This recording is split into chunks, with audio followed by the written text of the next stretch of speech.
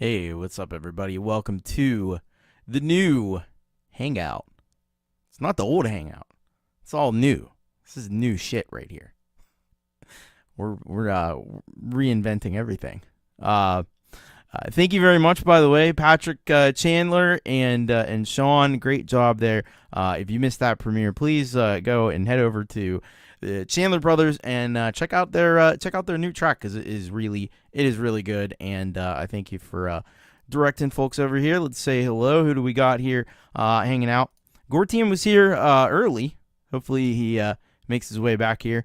Hello, Frank Terzo. Welcome. We got Michael Thompson in the house. What's up, Michael? There's my lovely wife downstairs. And the this is Rebel Rocker. Welcome, Rebel. And the aforementioned Patrick Chandler. Looking cool. I just saw these laying over there. I was like, well, yeah, why not? Let's give the old shades a try. Why not? Because we're hanging out. We're cool. We're hanging out. We're having a good time. What's up, Gore Team 85? I thought, well, it'd probably be good to start out with. I'll give you a little update on my voice. I think it is coming back. I think I'm getting better. I'm not there yet. But yeah, I got the damn glasses, Gore Team. You're exactly right. So maybe in a week or two, I'll be able to resume normal operations, Thomas Christ Live and so forth. Let's hope. Fingers crossed, man. Fucking shit. It's been rough. It's been rough, but yeah. So that's that. Hello, Ricky Neal, by the way. Welcome. And there's yes. Imagine all the people. Thanks, Pete. There's Pete. He's gonna be up playing live a little bit later today. I think he's doing you're doing originals, right, Pete? Is that what I saw? Because that would be pretty awesome. Jade's doing Mr. Bungle, so that'll be cool. All cool stuff. I want to talk about tonight some different things, but I want to talk about AI music because AI music, it's kind of like taking over the world. Hey, there's nothing wrong with I love your original tunes, Pete. I think you probably don't play them enough, if you ask me. But yeah, AI music, it's kind of taken over everything. It's been because you got the pseudo and the Udio, and you put them together, and you get Susudio, and you get a copyright conflict with Phil Collins, and you probably don't want that. But yeah, it's become a thing, and people are doing it. They're typing their little prompts in and getting their little songs, and there's some great ones. Like Jade Starr put me onto this Obscurest Vinyl. If you go check them out, the whole YouTube channel. And these guys, like, what do they got? 70,000 subscribers or some shit like that. Maybe 100,000. I don't know. They got a lot of subscribers, and it's all AI generated music. It's all, but it's like old timey stuff. But they put obviously completely ridiculous lyrics.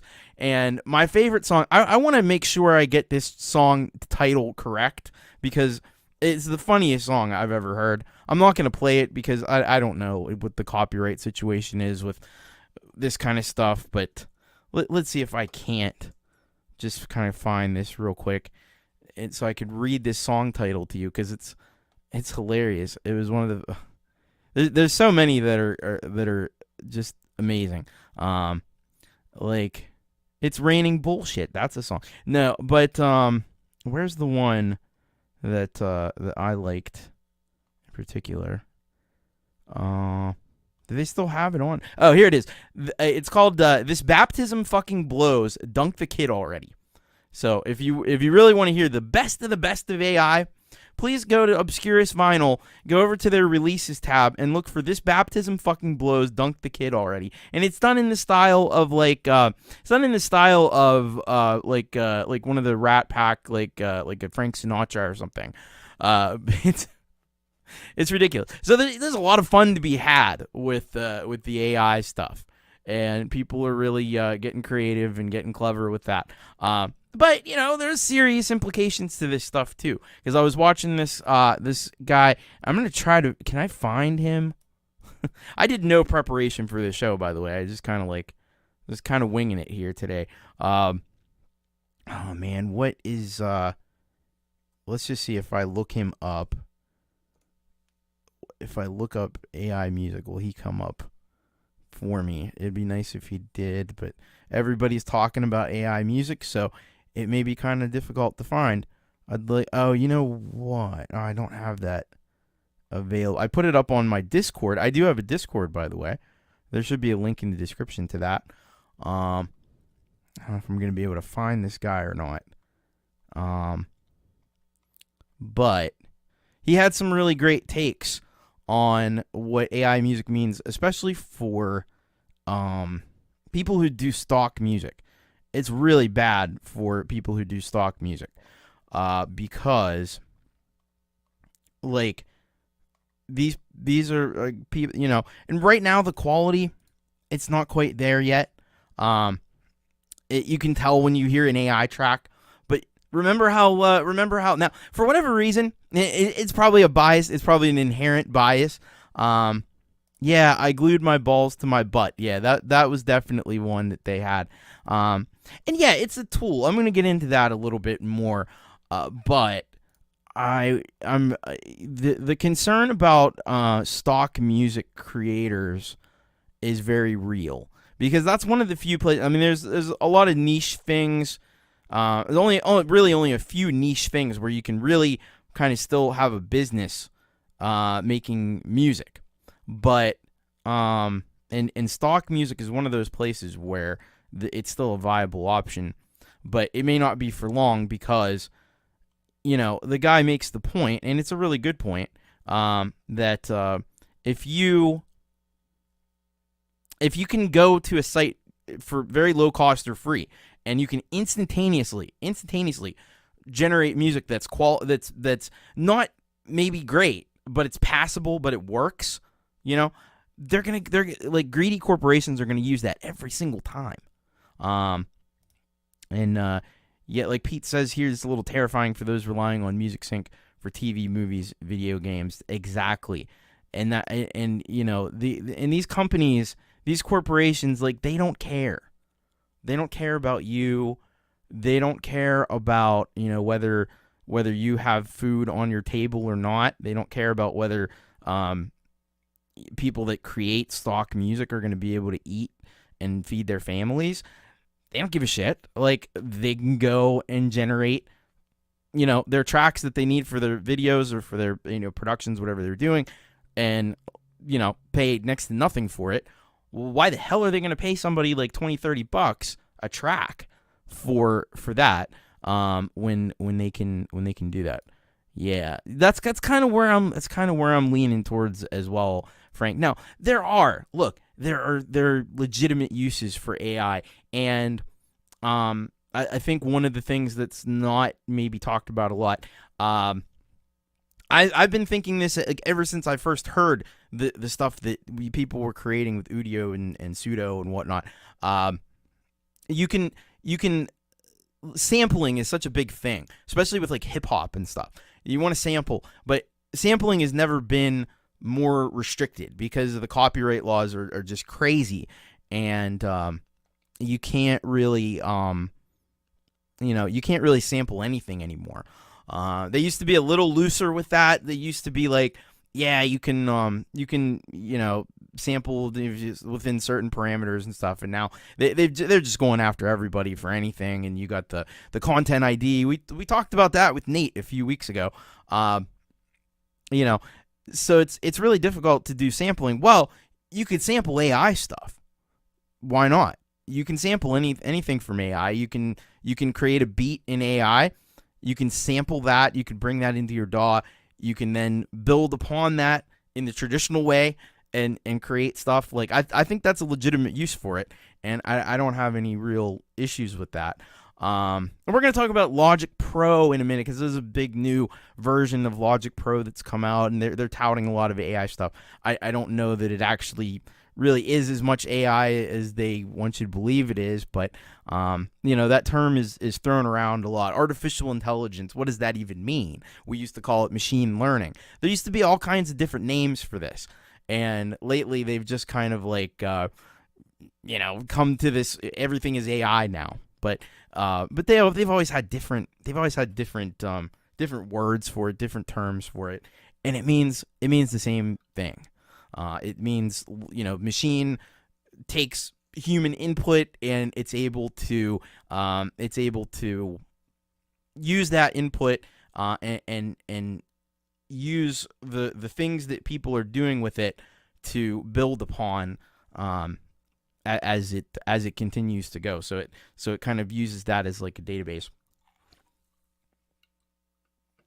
Hello, Dan Eckberg. Welcome. Yeah, Logic does have some cool new features, but yeah, well, I don't know. What are you guys thinking about the AI music? And I still don't think I'm hesitant to say that it's going to affect like bands and stuff. I don't know, because there's one thing AI can't do. One thing definitely AI can't do, and I don't think it's going to be doing anytime in the future, and that's performing live. You can't, you can create songs with AI, but then people are going to want to go to a concert, and you're going to need real people to perform songs. Even if it's real people performing songs that got popular that AI created, you're not going to have an AI band on stage. So you're going to still need musicians for that. Hello, Frigsy. Good to see you. Man, it is awesome to see Frigsy here.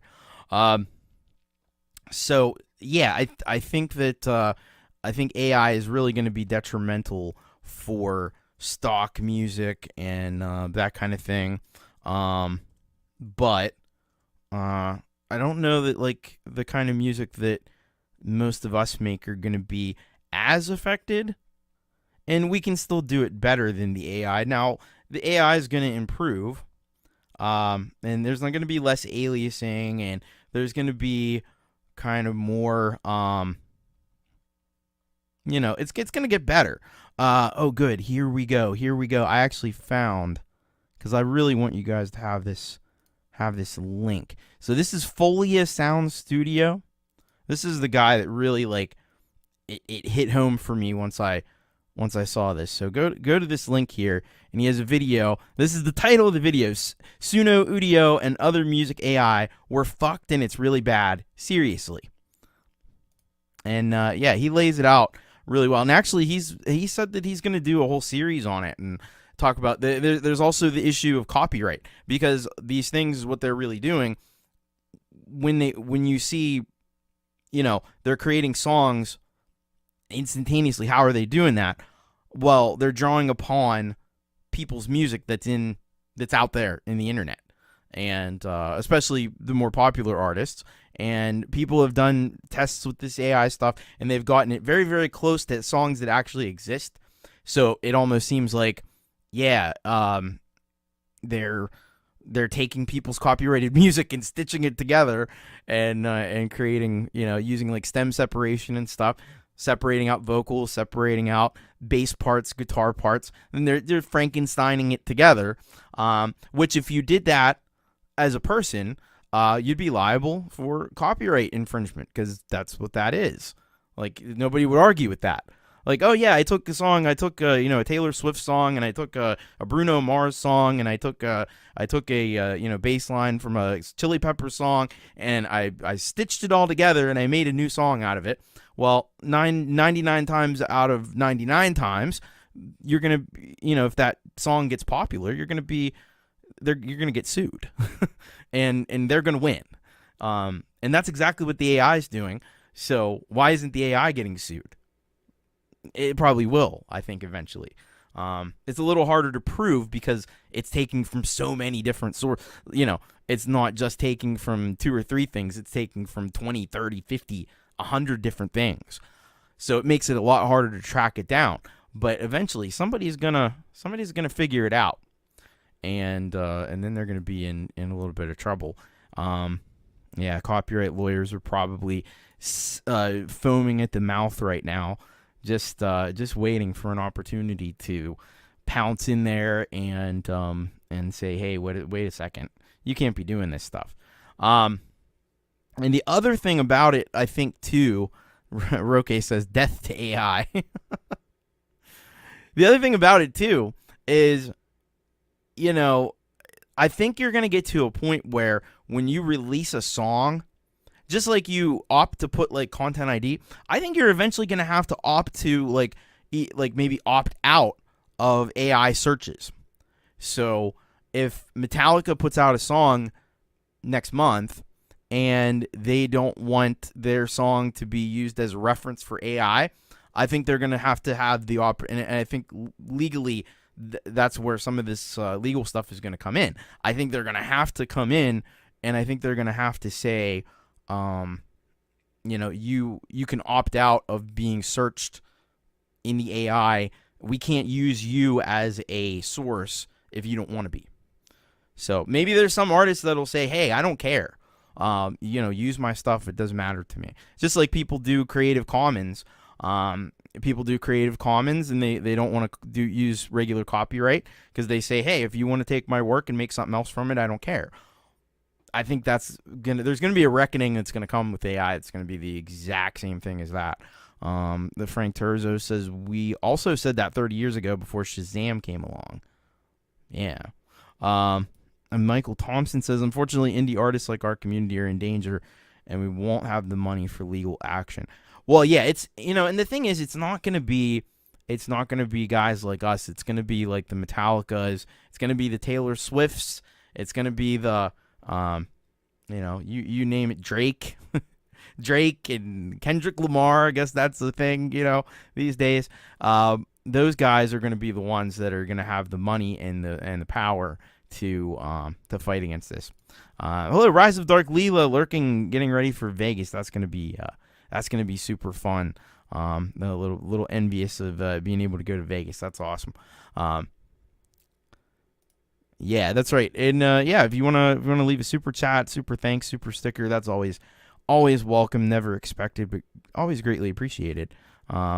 Use Bach for AI.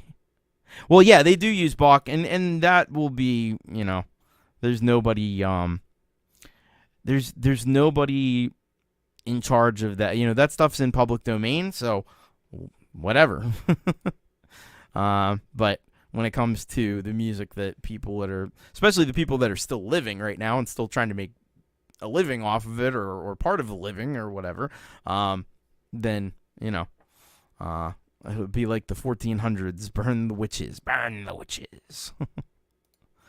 But yeah, I do think eventually there's going to have to be some kind of legal thing that's going to have to come in, and people are going to have to be given the opportunity, and even people like you and me, it'll flow downstream to us, because everybody's going to have to do it. They're going to have to give you the option to say, hey, wait a second, you can't have my music for your thing, for your AI. I don't want to be part of that. So you get that out of there. Frigsy says, I think you've nailed it. The likes of Metallica, Taylor Swift are very precious of their IP. Yeah, but you know what? Good, because they have the power. They have, in a lot of cases, sometimes the way things are tilted toward the big artists is a bad thing, but it's also a good thing in this case because they're gonna have the money. Isn't Taylor Swift's like a billionaire or something? Yeah. It ain't gonna be no sweat off her back to go after this kind of stuff and hire the best lawyers and cool guy. Yeah, YouTube already asking if AI stuff. Yeah, I know. It's crazy, but they are definitely they're definitely starting to do that. Amelia says here, United Musicians and Allied Workers are organizing around streaming compensation they may take on AI. I don't know much about them, but the only way to fight this is to be organized. Yeah, and that's another way that we'll be able to fight this stuff. Is musicians, and musicians, we don't do that very well. We're not, because there's not a lot of us. I think the Foley Sound Studio talked about that. And ordinarily, if there was something that was going on in a workplace environment that was bad, people would organize together and people would fight against it.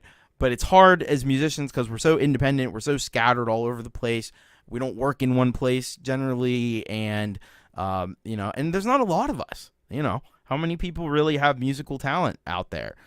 It's not everybody. It's a very small, select group of people. So that kind of limits our power. But and we're going to need people on the outside, I think, too, to get involved. People who aren't musicians. Friggsy says, as bad as Spotify is without Metallica, us small guys would be getting nothing and would still be on Napster. Metallica good, Napster bad. Oh man! Hey, Jade Star, welcome. We got Jade Star coming up next with some Mr. Bungle. That's gonna be super cool, super exciting. So stay tuned for that. You'll be dumped right there. You won't even have to do hardly anything. You might have to click a button. That's it. But yeah, so that's kind of the thing with AI. I don't know where it's going to evolve to, what's going to happen with it, but it's definitely it's going to yeah, fire bad.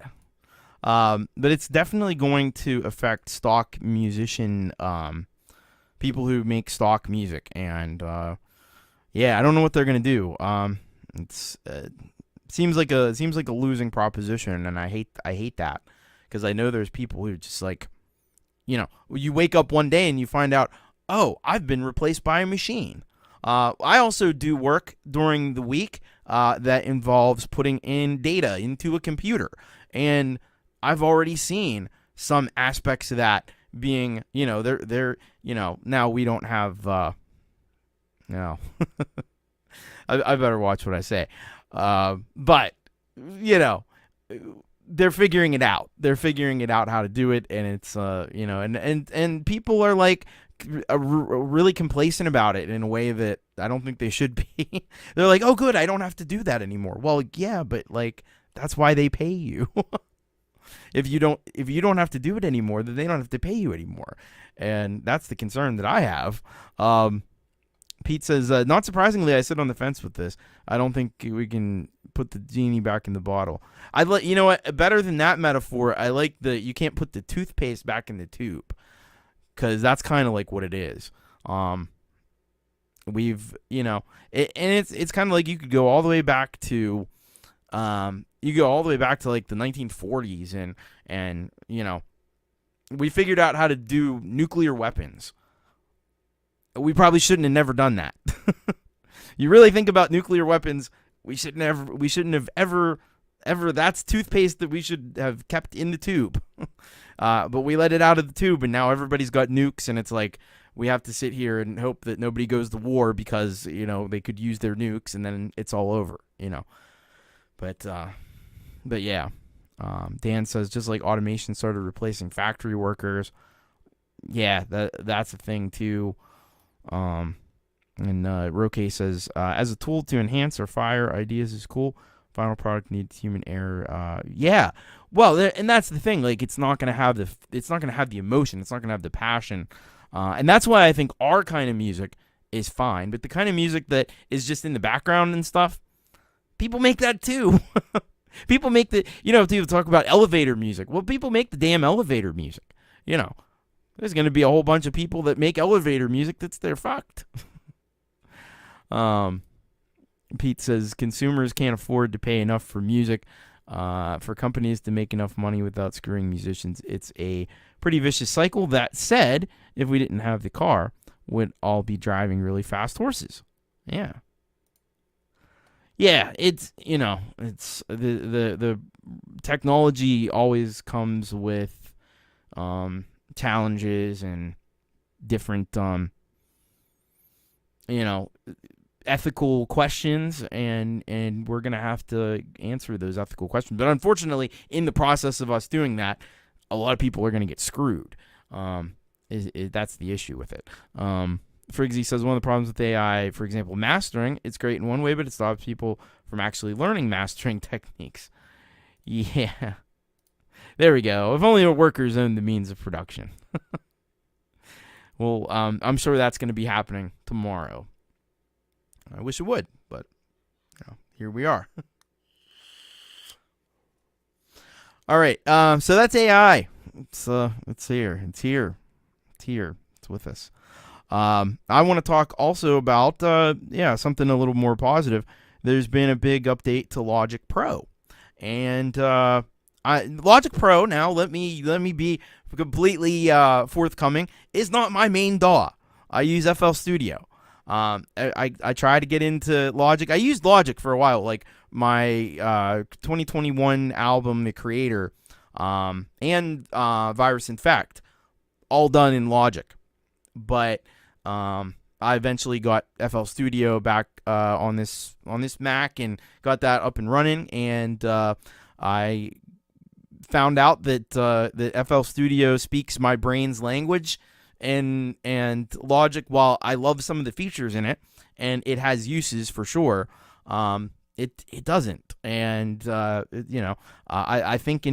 like to think in patterns, and I like to think in I like to build a pattern. Okay, put pattern here, and then build another pattern, put that here, and be able to edit the pattern and put a different fill at the end or something. And FL Studio lets me work that way. Logic, you can do that, but it's a little more challenging, it's a little more challenging. And you can actually create patterns that have multiple instruments in them. You can't do that in Logic. So there's a variety of reasons why Logic isn't my main thing, but I still like it. I love the Auto Drummer, and the Auto Drummer got a gigantic update. The Auto Drummer now has all kinds of new features and ways, because it was getting to be a little bit you could tell when somebody used the Auto Drummer, like in GarageBand or Logic. It kind of had a sound to it. But now with this new Auto Drummer, there's lots more ways to customize the drums. One of the best features I think it has is, and I love this, it's got a manual mode where you can actually put in a pattern, kind of like you would on a drum machine, but it's going to be interpreted through the Auto Drummer, so it's not going to come out exactly 100%. Like if you do, FL Studio is based a lot on that, but if you put a drum beat in FL Studio, every time you paste that drum beat, it's going to be exactly the same as what you put in. And sometimes you may want that, but if you want a realistic performance, you want realistic sounding drums, that's not the way a drummer probably never plays drums the same way twice. So they have this new Auto Drummer thing, and you can put the pattern in, and it's going to use that pattern and build around that and use that as a basis. I think that's incredibly awesome. Now they're calling all this stuff AI. Is it AI? I don't know. I don't know if it is really that, or if it's just kind of drawing on a bigger pool, because you know when you use the Auto Drummer before, it kind of seemed to draw from a whole bunch of predetermined patterns that were already in there, and depending on how you had things set, it would call up that pattern. I think that's how that works. And so now it does that, but it's probably drawing from a much larger pool of potential patterns. So, and there's a lot more variables in place, including what you put in the manual mode. So, so if you tick those boxes a certain way, it's going to affect what comes out of it. But I think that's incredibly cool. I don't care what you call it. And this is the kind of AI. This is AI. This is the kind of AI that I'm all in favor of. I have no problem with that. It's going to help people make better music. Now they also did updates to. They have a whole new. They have a whole new bass instrument and a whole new piano, which includes the session players, which is that's the MIDI side of it, and then there's also a plugin that corresponds with that. So you have the bass session player that's controlling the MIDI, and you can put anything in. These things, they're going to default to the studio bass. The bass player is going to default to the studio bass. The keyboard is going to default to the studio piano, but you can put anything in there. So really, these are anything creators. So you have your bassline thing, and you can put a synth in there. You can put whatever you want, whatever plugin you want to put in, you can put that there.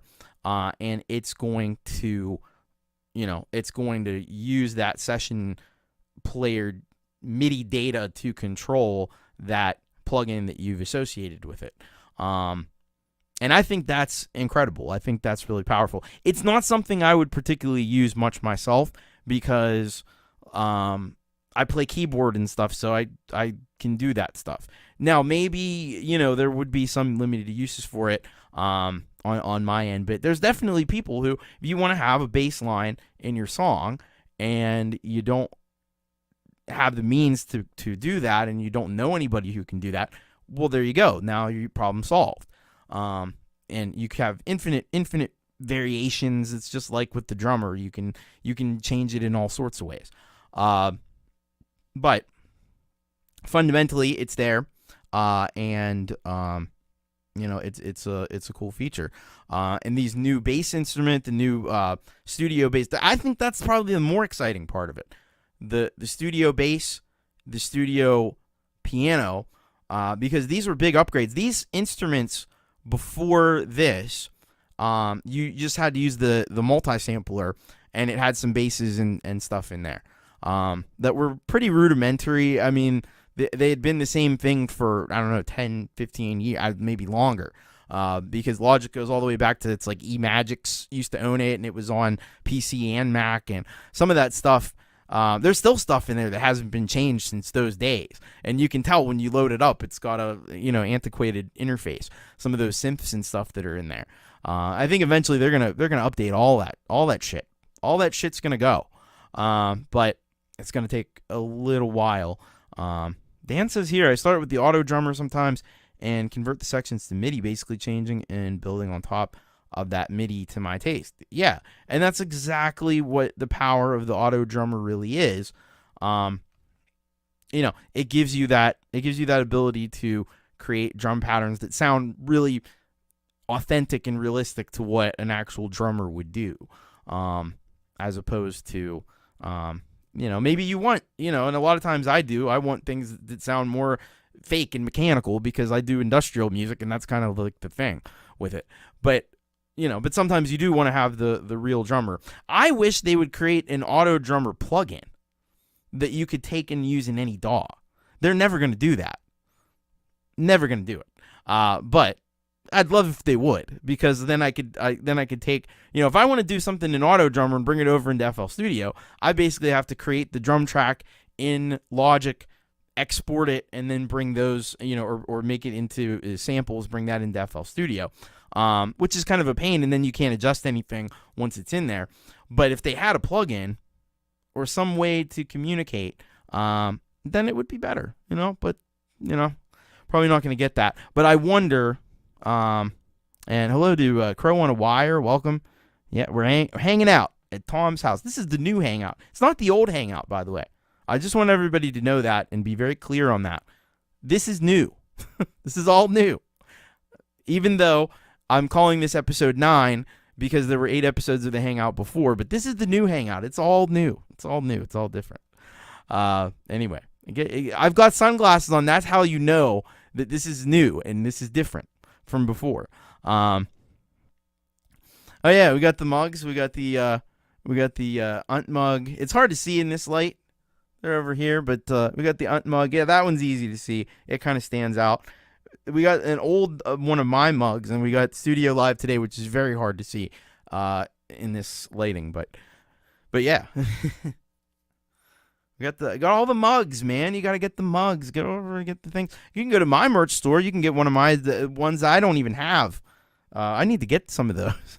This new stuff that I have that's not even, and then I changed the U Rock logo, so I have to redo everything.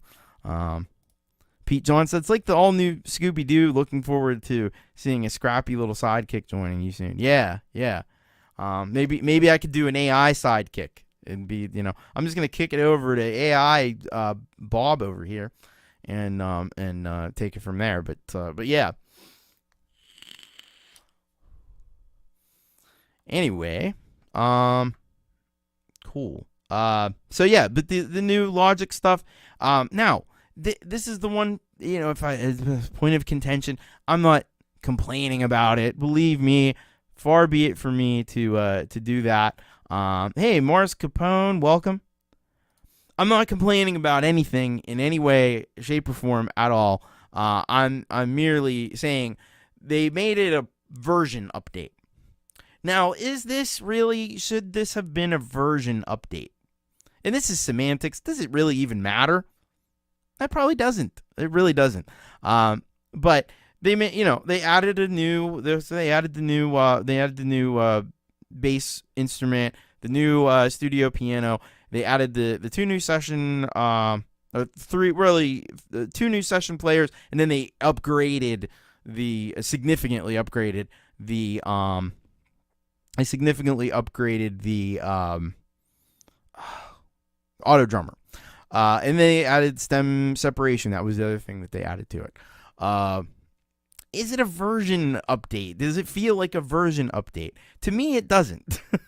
It feels like it could have been a point, like a 0.9 or point. I don't know where they were at. I think maybe they were just running out of numbers. The chords track just sneaks it over the line. Yeah, I think it's debatable. Hello, Lithium Vandal. Welcome. Good to have you with us.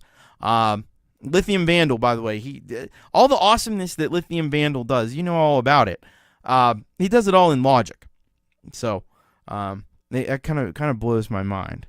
But everything blows my mind.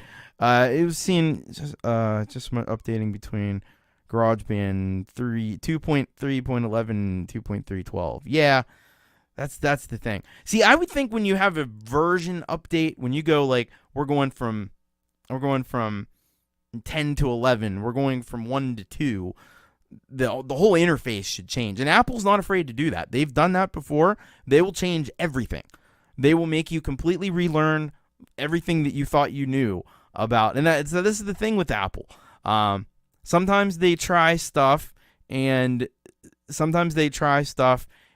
they do an update, like even the iOS updates or the OS updates. They'll sometimes they'll do an OS update and it's really just like window dressing. It's just making things work a little smoother, fixing some bugs and stuff. And then other times they completely change everything and it's like, oh my God, I have to learn a whole new. It's like getting a whole new computer. You're like, what the hell is this? To be fair, Windows does the exact same thing too. Lithium Vandal says Logic forever. Well, I want to try Ableton someday. Yeah, Ableton has some interesting features. I'm an FL Studio guy myself, although I do have Logic and I use it sometimes and I play around in it. And Cold Acre says, I don't care if they call it Logic 10.8.2, Logic 1000, or Logic glued to my balls, my butthole again. It's a free update and it rolls. Yeah, I mean, like I said, far be it from me. I'm not complaining here. I'm not complaining. I paid one time for Logic on Mac way back, 4 some years ago, and I've gotten all kinds of incredible updates. Although I did have to get a new computer at one point because the old one, the one that I used to stream on, the old iMac or the old MacBook has bitten the dust apparently. Because I tried to turn it on recently and it just shows like a drive with an X or something through it. It's not good anymore. Sometimes I put a piece of tape there to remind myself. Okay. Oh yeah. The Rangers. They're going to the Stanley or they're going to the Eastern Conference Final. Correct? I think I saw that. Gore Team's rocking Reaper. Yeah, Reaper's getting big with actually the pro producers are using Reaper a lot. So what is it going to be? What is it going to be? The Florida Panthers and Rangers in the Eastern Conference Final. That's pretty wild. Yeah, I don't know. Everything I've seen from the Rangers, they seem like a pretty resilient bunch, and they've done the rebuild right. Because I remember not long ago, the Rangers were like, oh yeah, that's easy win. You're playing the Rangers, whatever. And now look at them. A couple of years ago they got into the playoffs again, and now they're, I think they're going to be probably a favorite to win everything. Lithium Vandal says, I use Logic as a workspace only. All my sound comes from plugins. Okay. And Pete says, watching the hockey now and seeing AI in action. This is annoying virtual board advertising. Yeah, they started doing that. It's funny. They used to plaster all of the they used to plaster all the boards with like local ads, and it was cool to see, like when you go to different cities, like the different local things that they had support, because it was always like there'd be like, of course you ought to have like the especially in the United States, like you'd have the medical the big medical conglomerates and stuff that would support it. But then you'd have local like pizza shops and stuff. It was fun, and now they just have them blank and they superimpose like local ads all over there. So you don't get to see as much of like the local advertisements anymore, which was always a fun thing. Dan said, I think I recorded a song in Reaper back in 2010. I actually recorded most of my early. There was a time period where I used Reaper. But it was because what I was doing back then, and FL Studio, I don't think it's a huge secret, hasn't always been the best at recording audio, and in fact, I think there was a time where it didn't record audio at all. And so what you'd have to do is you'd make the music part of it in FL Studio, like everything in the box would be in FL Studio, export it, and then bring it into Reaper, and then do like the guitars and vocals in Reaper. That's how I used to do it. And then FL Studio got the ability to do audio. So I just did everything in FL Studio, and I thought, like, it sounds slightly better when I just did it in FL Studio because there wasn't all the bouncing around. Lithium Vandal says Logic isn't great for mid-tempo EBSM stuff. Alchemy plugin is decent, but I have to outsource plugins to get the sounds I really want. Alchemy has some great stuff in it. And another one that, like, I was just playing around with, because I was just in Logic playing around with the new stuff, and I was like, one of the plugins that I don't play around with very much is Sculpture. And I was playing around with Sculpture, and I was like, this is one of those old ones that probably comes back from the eMagic days. And I was like, wow, Sculpture actually has some decent stuff in it. I actually like some of the older plugins that are in Logic just because they have sounds in there that are from the time that they were released. So, and, the kind of music that I'm into was more popular back then than it is now. So they had more stuff that would fit for like industrial and EBM stuff like that. The newer stuff, you don't get a lot of that because it's not popular. So they're like, it's just like with metal too, like there's no metal stuff because metal's not the popular thing anymore. Cold Acres says Reaper is great and is the lightest on your CPU out of any DAW. It just doesn't have the drummer and software. Yeah, I think Reaper is the best if you're going to be doing stuff mostly or almost entirely out of the, if you're going to be just recording drums, recording guitar, recording bass, and you're not going to be doing a lot of MIDI instruments and things like that, Reaper's great. If you plan to actually use a lot of MIDI instruments and virtual instruments and stuff, Reaper's not going to be as good. It can still work, but it's a little janky for that. Frigsy started with Reaper, great DAW for bands, but no VSTs. Yeah. Well, it actually did. They had some like built-in, like really, really primitive, and I'm sure they've improved them. Or maybe they've improved them. They had some interesting built-in plugins and effects that were kind of cool. But Pete says GarageBand and Logic hold your hand and ease you in. Reaper slaps you in the face and shouts record. Yeah, if you don't know what's going on with Reaper, you're gonna be very confused. Alchemy is great for ambient soundscapes. Hell yeah, hell yeah. A lot of intros done with Alchemy. That's awesome. Yeah, there's some great stuff in there. What was I playing around with? I was playing around with. Now you wouldn't know unless you've messed around in FL Studio. I was messing around with and one that I used to use, I think back in the day, Toxic Biohazard, which is one of the stock synths in FL Studio, and I was like, wow, there's some great stuff in here actually. Because it's another one of those things. Toxic Biohazard has been there as long as I've been using, almost as long as I've been using FL Studio, and it's from that time. So it's got all this stuff in it that's like, all the techno and early 2000s kind of sounds, which I love. So okay, virtual instruments. No, they haven't. They still have the stock plugins that seem 25. They were like text based. They were like almost text based. They looked like when like old when you would load up like in Windows XP or Windows 2000 Professional or something, and the tick boxes and stuff like that. But they had some really really out there effects, weird stuff. I think you might even be able to get the plugin separately from Reaper. I can't remember that. Yeah. That's another thing with Reaper. It is light on computer requirements. Here's another funny thing while we're talking about Logic. And this has been fascinating. There's been a bit of an arms race going on between Logic and FL Studio. Surprisingly, you wouldn't think Logic would be directly competing with FL Studio, but they are, because it seems like there's been a bunch of things where where FL Studio has introduced a new feature.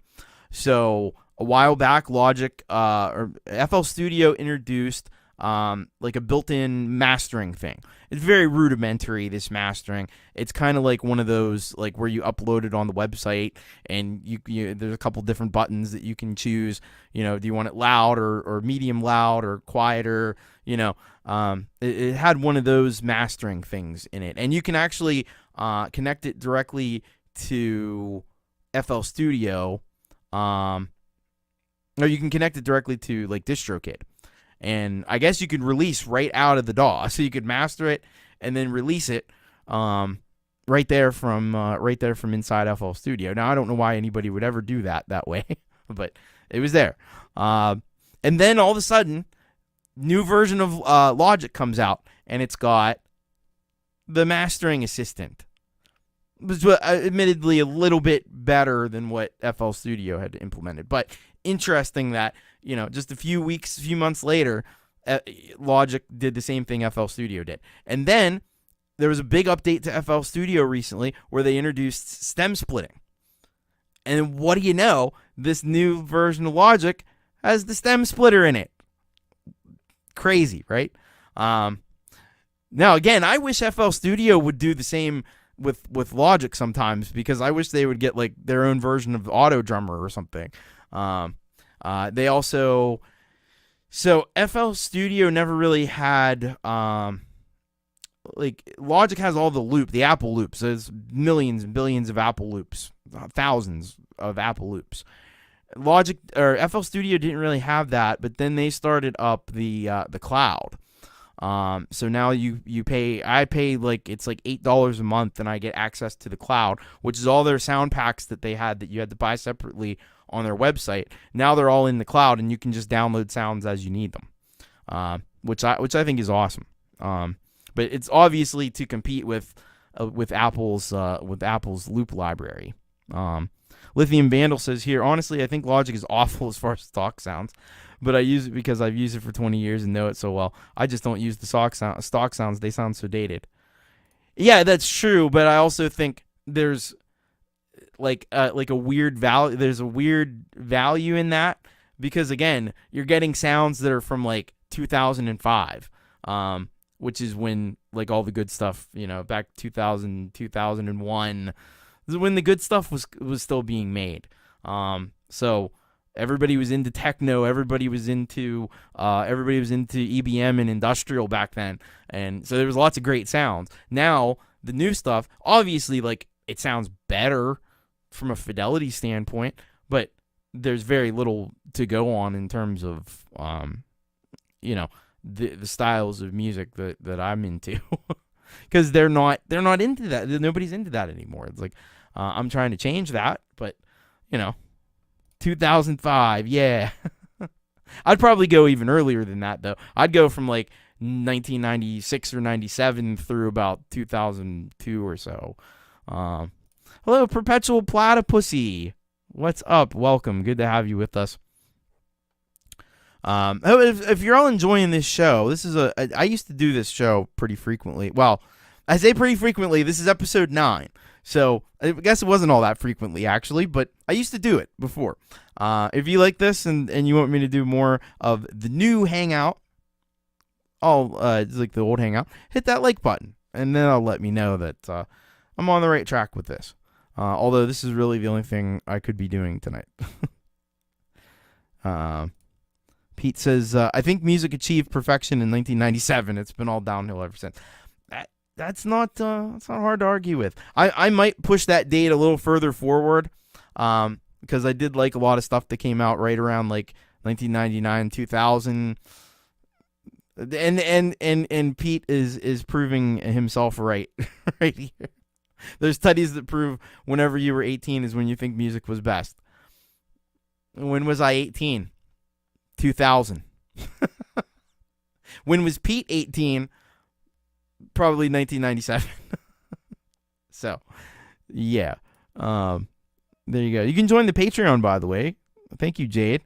You could be a solid gold rocker. Don't forget to get your tracks in, by the way. You rock coming up. In fact, do I have the thing? I have the thing. There it is. Look for that. Look for that thumbnail right there. Episode 137, if you can believe that, coming up on Wednesday. And go and pre-like this show, because it's going to be amazing. Pete Johns is coming on. We're going to talk about YouTube and lots of other related topics. So go find that one and pre-like that, because it's going to be awesome, right? It's Pete Johns. You can't miss with that. GoreTeam85 says, I spent years using Adobe Audition back in my radio. Yeah, I used Adobe Audition too. I didn't do any radio stuff, but I acquired a version of Adobe Audition, and it worked. So, yeah. Leela is packing and video editing. Wow. That's a lot of work to do to go away. That's the thing about it. All right.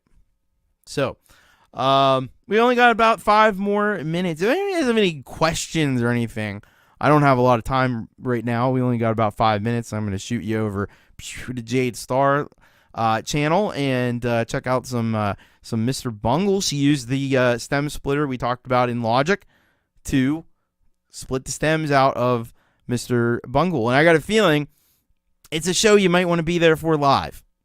We'll just say that, because doing that kind of stuff always a little risky on YouTube. Hopefully it all works out, but we've all been there before with that. So always best to catch it live, and then you're not going to miss anything.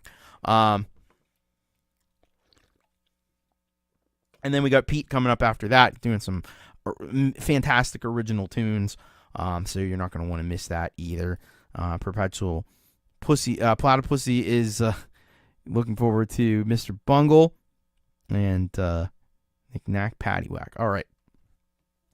So, yeah, that's kind of like what I was going to talk about tonight. If anybody does have any final thoughts or final questions, throw them in that chat. Put it in there, and might be able to address that. But otherwise, again, got some U-Rock coming up Still plenty of room for some great tracks. So send them in. How's the song doing? It's doing all right. I'm getting it out there. I had it played on Metalhead Hippie, and Hippie, he's such an awesome guy. He's gonna play it again on Sunday night, so hopefully it'll get a few more eyes on it.